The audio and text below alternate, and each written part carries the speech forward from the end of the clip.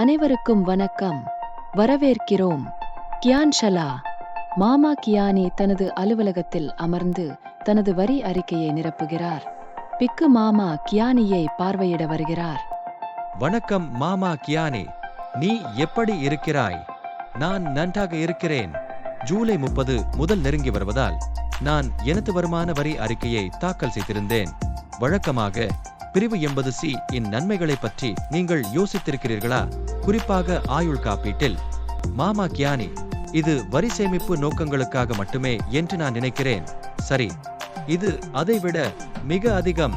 பிரிவு 80C மூலம் நீங்கள் ஆயுள் காப்பீடு, மியூச்சுவல் ஃபண்ட்ஸ், நிலையான வைப்புத் தொகை மற்றும் பல கருவிகளில் முதலீடு செய்யலாம். உங்கள் வரி விதிக்கக்கூடிய வருமானத்தை கூட குறைக்கலாம். நிதி திட்டமிடலுக்கு இது ஒரு விலைமதிப்பற்ற போனஸ். ஆனால் ஜூலை 30 முதல் முன்பு மக்கள் ஏன் குறிப்பாக வரி தாக்கல் செய்ய வேண்டும்? நல்ல கேள்வி. காலக்கெடுவிற்கு முன்பு வரிகளை தாக்கல் செய்வது உங்களை அபராதங்களிலிருந்து காப்பாற்றுகிறது. மேலும் கூடுதலாக, நீங்கள் கூடுதல் வரி செலுத்தியிருந்தால் நீங்கள் பணத்தை திரும்ப பெறுவீர்கள். அது நன்றாக இல்லையா? ஆம் மாமா கியானி. எனவே ஆரம்ப தாக்கல் செய்வது சிறந்த நிதி திட்டமிடலுக்கு உதவுகிறது. 80 பிரிவின் கீழ் வரி சலுகையை நான் புரிந்து கொண்டேன்.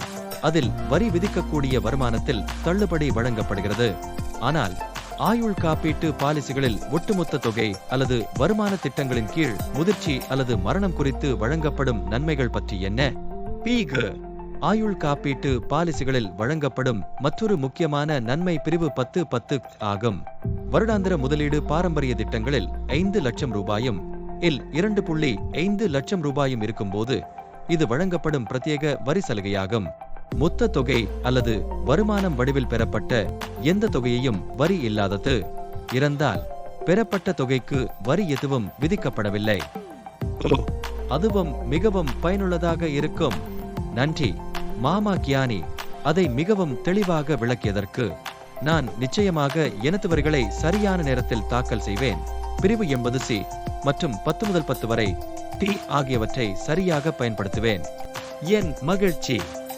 அறிவை சரியாக பயன்படுத்துவது உண்மையான செல்வம் என்பதை நினைவில் கொள்ளுங்கள். மேலும் அற்புதமான கான்கூடாரத்திற்கு ஒவ்வொரு புதன்கிழமும் மாலை 3 மணிக்கு மெயில்ஸ், வாட்ஸ்அப் மற்றும் பிபி பார்ட்னர்ஸ் போர்ட்டல் வழியாக கியான் ஷாலாவில் பிபி பார்ட்னர்ஸ் எனக்கு மகிழ்ச்சி அளிக்கிறது.